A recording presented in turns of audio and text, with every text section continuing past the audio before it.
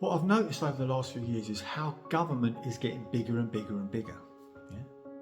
When really, government should be getting smaller and smaller and smaller, because that's the problem, I believe.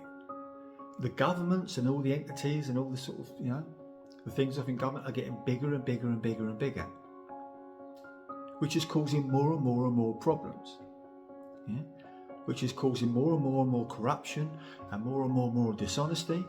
So really, the best thing for humanity, I don't think we can sort of like think that we have a world with no governments or no sort of leaders or anything else. But what we need is government to become smaller and smaller and smaller and smaller. Not bigger and bigger and bigger and bigger. Because they've become this sort of company, if you like, that's become bigger and bigger and bigger and bigger. And as they become bigger and bigger and bigger and bigger, they start to bend the rules.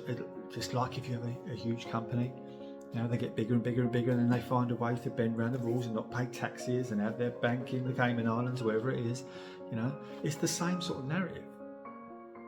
Whereas if you've got the other business, a smaller business, just say you've got a smaller business, they play more within the rules and regulations of the world we live in. Or if you've got a huge company, they're dodging tax, they're doing this, they pay less tax than the guy, the plumber down the road or the window cleaner. They pay less tax than he does. So I think in government, the best thing we can do is, what we need to do is shrink government. And as the government gets smaller, it will therefore get smaller, and it will therefore become more within the rules and the laws of the world that they are dictating to us.